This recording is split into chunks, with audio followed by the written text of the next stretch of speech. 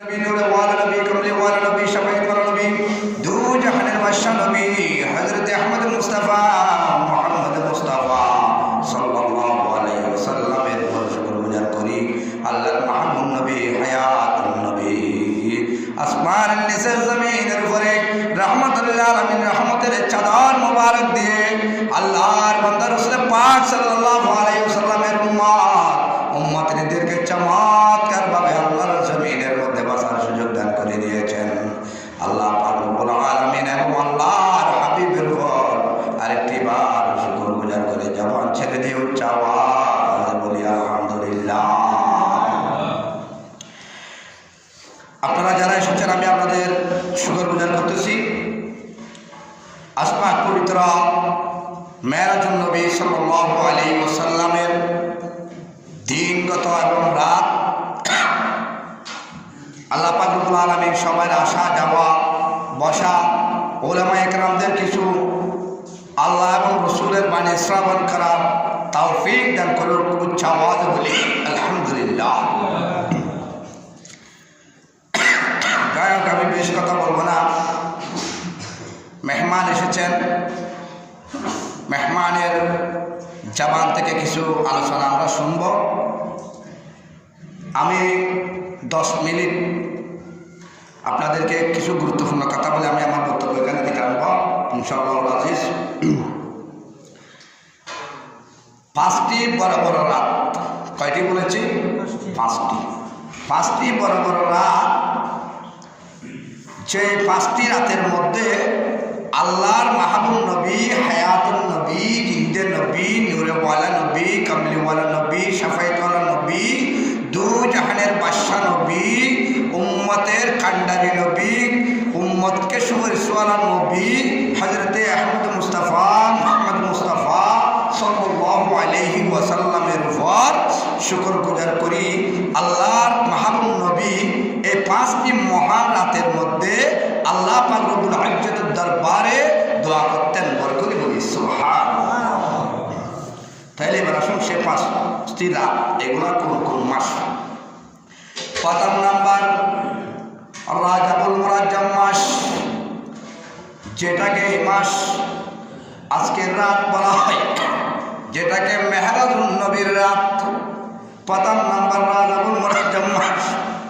দ্বিতীয় নাম্বার হল শাবান মাস, কারণ শাবান মাসের মধ্যে শবে বরাত আছে, ঠিক কিনা?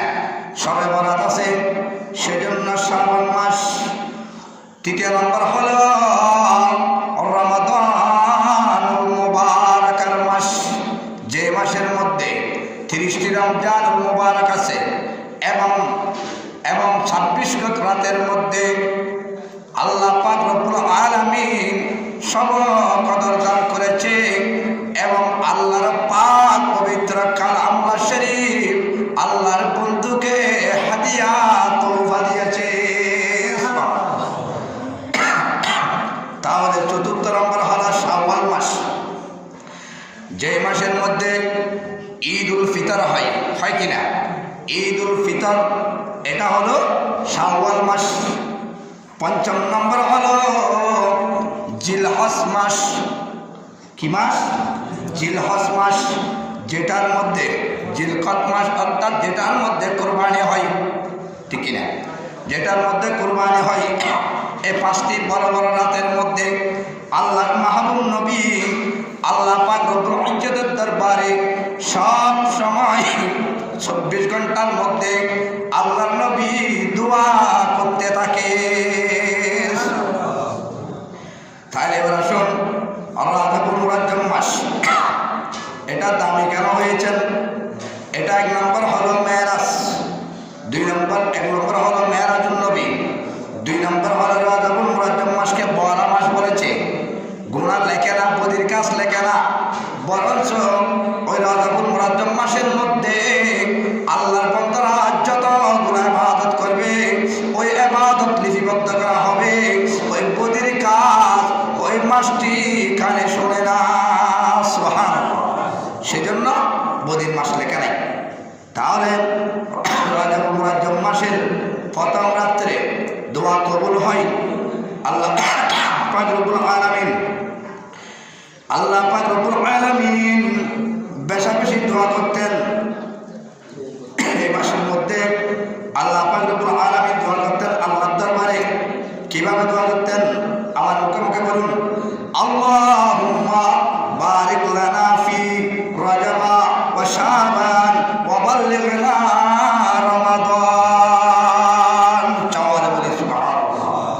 আল্লাহর নবী দোয়া করতেন, আল্লাহ হে রব্বে করিম, রজব ও শাবান মাস আমাদের জন্য বরকতময় করুন এবং রমজান মুবারকের মাস আমাকে এবং আমার উম্মতদেরকে নসিব করুন। এভাবে আল্লাহর দরবারে আল্লাহর মাহবুব নবী দোয়া করতে থাকেন। কার জন্য দোয়া করতেন? উম্মতের জন্য। সব সময় আল্লাহর নবী উম্মতকে নিয়ে ভেবেছেন। ছেলে চাই নাই, মেয়ে চাই নাই, ঘর চাই নাই, বাড়ি চাই নাই, বিবি চাই নাই। চাই না বলতে আল্লাহর মাহবুব নবী কোনো কিছু আল্লাহর দরবারে চাই নাই। আল্লাহর দরবারে চেয়েছে একমাত্র শুধু আল্লাহর বান্দা রাসূল করিম সাল্লাল্লাহু আলাইহি সাল্লামের উম্মতের নাজাত। তাহলে এই রজবুল মুরাজ্জম মাস এজন্য দামি হয়েছে।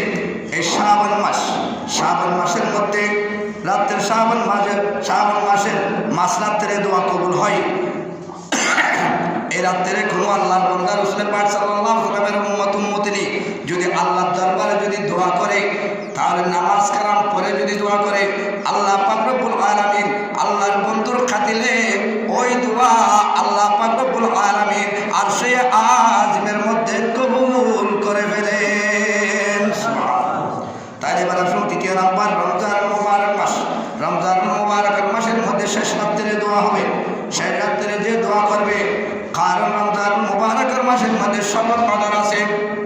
যেটাকে কদর করা হয়, যেটাকে আল্লাহর নবীকে কদর করেছেন, সেজন্য শেষ রাত্রে যদি কোনো আল্লাহর বান্দা বান্দিনী দোয়া করে এবং হাস দিলে যদি দোয়া করে আল্লাহর দরবারে আমার নবীকে উসলে বানিয়ে, গৌসে পাককে উসলে বানিয়ে, খাজা গরিব নওয়াজকে উসলে বানিয়ে এবং আব্দুল মালিক আল কুতুবী রহমাতুল্লাহ আলাইহি উসলে বানিয়ে আজকে যার উসলে মোবারকা চলতেছে হযরত খাজা গরিব নওয়াজ আসমিরি রহমাতুল্লাহ আলাইহি উসলে বানিয়ে যখন দোয়া করবে, আল্লাহ বলেন, ওগো বান্দা তুমি দোয়া করতে দেরি, কিন্তু আমি আল্লাহ মখানের খোদা তুমি বান্দার দোয়া কবুল করতে দেরি হবে না।